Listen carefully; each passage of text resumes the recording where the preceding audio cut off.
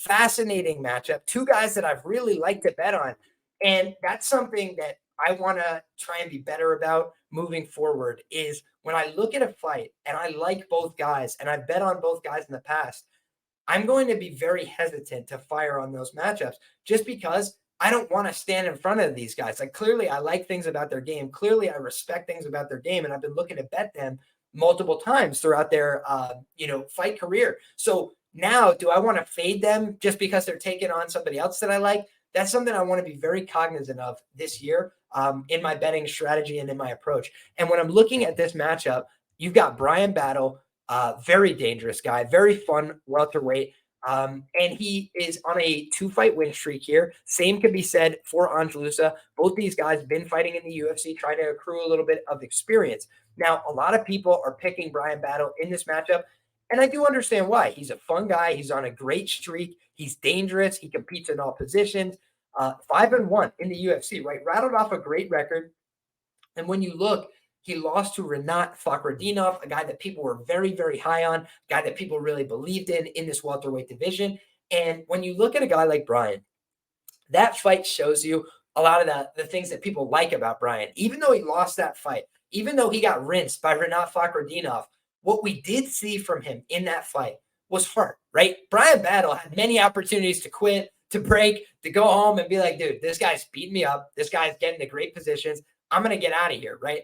And when you look at that, he didn't do it, right? He had a lot of opportunities to take that exit route. He never looked for it. He's a tough guy. He wants to compete. He wants to get in there. He wants to fight. He wants to scrap.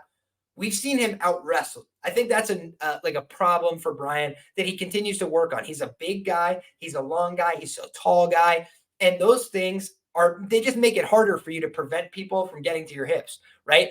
One of the things that I was impressed by, let's talk just for a touch here, maybe a 1-minute break where we talk about this guillotine, guys, because people are giving a guy like Dustin Poirier grief. Why do you go for the guillotine? What are you thinking going for this guillotine?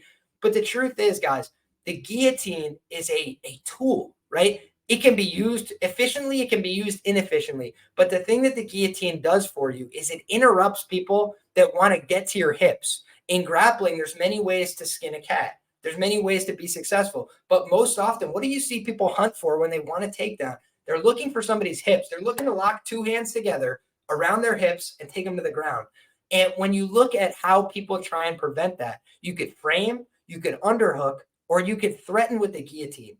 Now, the thing about the guillotine that I like personally is that you don't always have to exert very much energy to make somebody else tired or fearful. What I mean by that specifically is Benoit Saint-Denis tries to go for these takedowns over and over. So a few times, Dustin, I would argue, made a mistake, guard pulling the guillotine. Why do I say that? Because the only thing you don't want to have happen when you go for a guillotine is to end up in a worse position than you started in. And there were several times where Dustin was standing and then he ended up pulling himself to the ground, and Benoit Saint-Denis had the right reactions baked in, which is he flat-backed himself the first time to get out of it. He put the crown of his head out of the guillotine so he wasn't in duress and in danger. He did a lot of things right addressing that guillotine. But the fact is, he had to be defensive. He had to be reactive.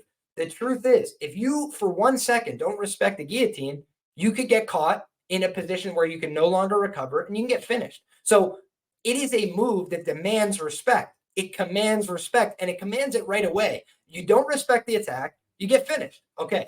So then I have to respect it. I have to find my defensive strategy. That means that I am now rendered defensive. I went from attacking my wrestling. I went from being on the attack to being rendered defensive, having to make a defensive choice next. That forces somebody into a reactive mindset. That makes somebody more tired. That makes somebody make more decisions, which, by the way, in the fight game, how do you overwhelm somebody? You could overwhelm them with volume, offense, or you could overwhelm them with decisions. Guys, a lot of these people don't want to have to make 50 decisions in a row. That's where they can start to make mistakes. That's where they start to fall apart mentally. It's when they're being asked to do too much. And I think that for Benoit Saint-Denis, he showed a lot of the physical toughness, a lot of the willingness to get hit with shots, but a lot of mental fatigue as well as physical fatigue over the course of a difficult fight. And the guillotine is a real threat. You don't address it, you don't take it serious, you go to sleep. But what we did see is he was able to deal with those attempts. Now, back to this matchup, Bryan Battle, he's a guy that tries to implement some of those guillotine strategies at times, right? I think he was able to catch Andre Petroski, a known wrestler, a known grappler, a guy who wanted to keep going after his hips. He was able to catch him, but why?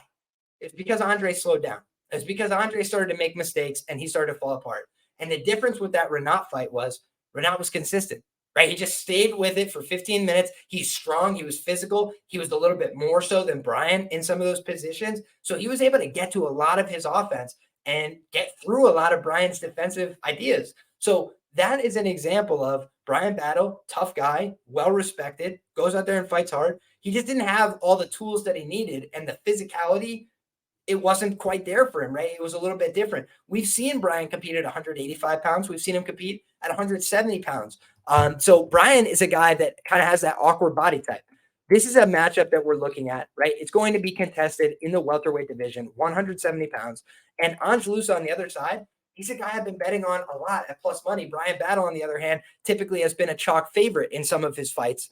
Wanted to just shout out, though, one of the sharpest guys in the game, Pepe Sylvia in the building. Appreciate you guys. Want to just say Hefe Hammers as well. My boy George, Liam the man, one of the best MMA cappers out there. You're far too kind, my brother. I just wanted to shout out. We got the sharpest chat in the game. So if you guys have comments, questions, concerns, go ahead and fire off in there, whether it's me addressing them on the show right now as we're doing, or you guys having conversations in the chat as well. I truly believe we got some of the sharpest people in here each and every week. And I thank you guys for that tremendously. God bless you all. I appreciate you being here. Now, back to this matchup, guys. We have Ange Loosa on the other side here. The last ninja, Ange Loosa, trains with a great camp, right? He's out of Kill Cliff FC, and he's a guy that's putting in constant work. I've been watching him on, his Instagram, his social media. He seems like he's in great shape. He seems like he's working very hard, and he seems like a guy who has a lot of physical intangibles. When I look back at Ange Loosa, I've been betting him since the Contender Series, guys. Did it work out? No, it did not. If you guys know, he fought Jack Della Maddalena on the Contender Series, right? We've seen what that guy's turned into. He's now out there, I believe on a 7-fight win streak in the UFC, 16-2 overall as a professional, hasn't lost since, he was early on in his professional career. So Jack Della Maddalena is a problem, right? He's a very hard guy for a lot of these guys to deal with. Ange Loosa went out there and competed with him. Ange Loosa went out there and tested him. So when you look, Ange Loosa was not a punk. He was not a hoe. He got into great exchanges in that fight. And unfortunately, Jack Della hits like a truck, right? Jack Della has very sharp boxing, and now we know a lot about that. So we've talked a little bit about, how we've seen Ange Loosa approach his fights. He's a guy that goes out there. He can mix it in. I don't think that he's a master of one discipline in fighting, but I think he's a pretty well-rounded guy. I think he can kind of mix it up in all positions. One thing I want to do is I want to pull up the UFC stats for this fight as well, because both these guys have been fighting, pretty decent level of comp. You look, Bryan Battle last time out dominated AJ Fletcher, 45 significant strikes to 25 for Fletcher. He also had the only takedown of the fight and was able to secure a submission win in that spot. I want to pull up the results because I believe I had Bryan Battle inside the distance against AJ Fletcher last time out. That's correct. I had Bryan Battle wins in round 2 plus 700 against AJ Fletcher.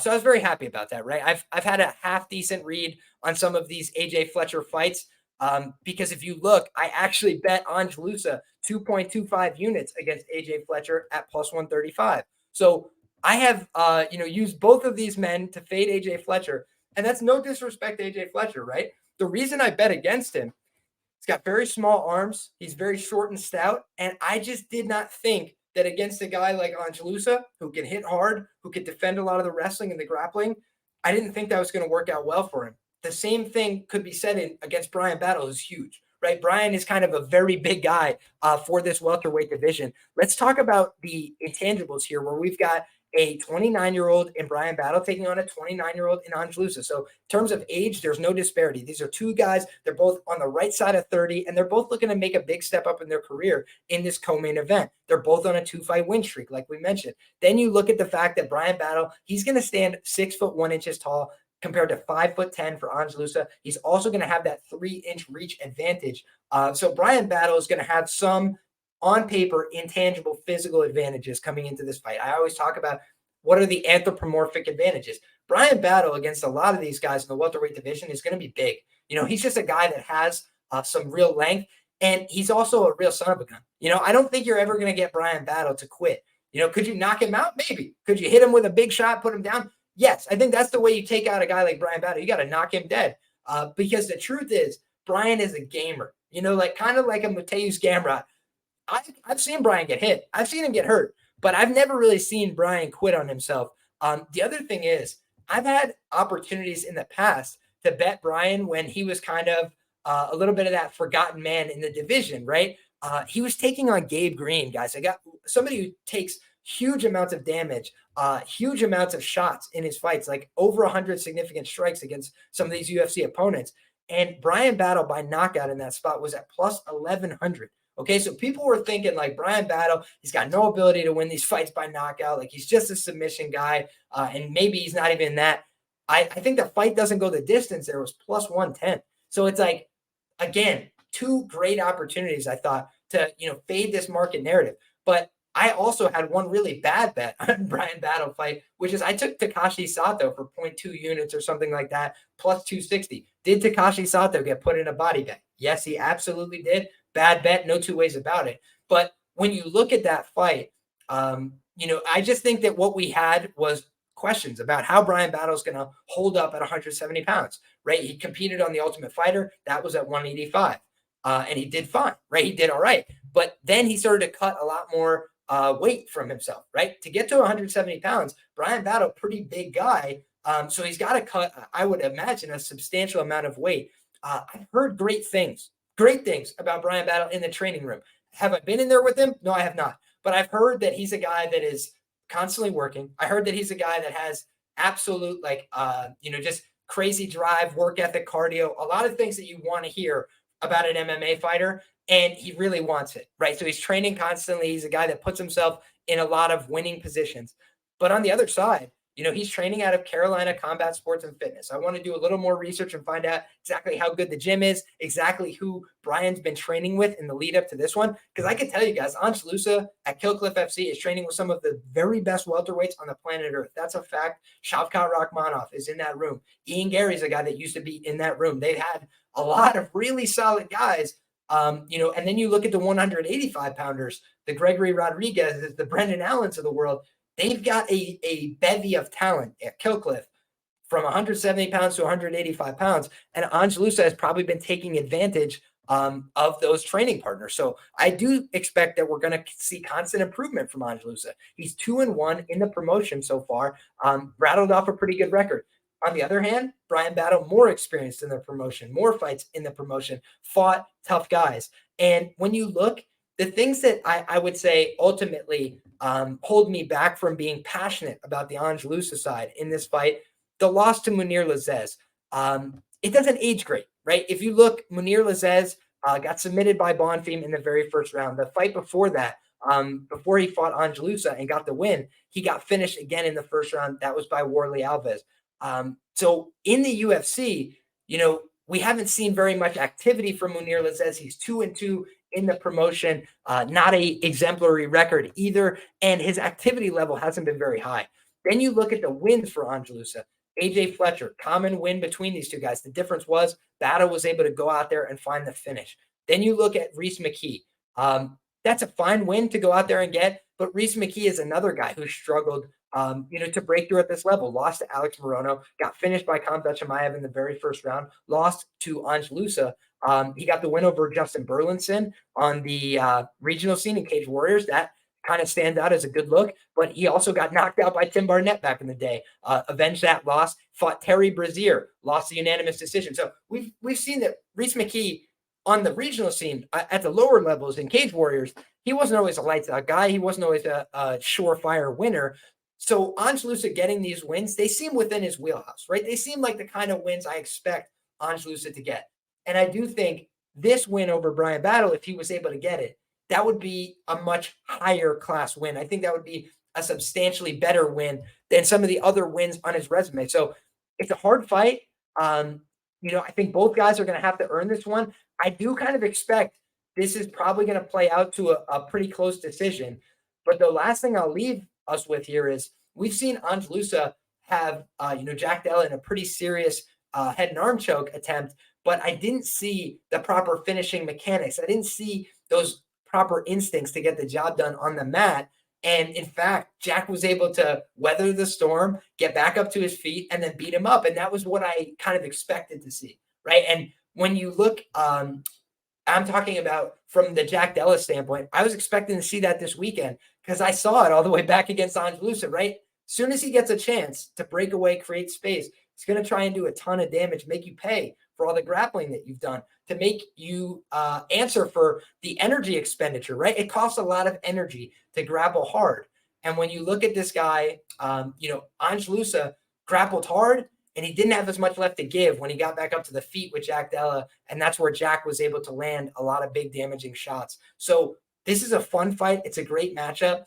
But I've liked Bryan Battle's game. I like the way he's put together. I like his finishing instincts. I think he's a really dangerous guy. So is this the kind of fight where I want to bet Bryan? No, because I think Bryan's in for a tough fight. I think he might have to weather some storms here. He might get hit with some big shots. But I just think Bryan Battle has proven a little bit more. I think he's been around the UFC for a little bit longer, earning his stripes, getting in there with tough guys. He got put through the ringer by a Rinat Fakhretdinov. Again, that's something where I could just look at him and say, hey, I forgive that loss. I think that's reasonable. I think that's a more reasonable loss than Mounir Lazzez at this stage of the game. So a lot to be proven here, right? A big step up for both these guys, a big opportunity, co-main event.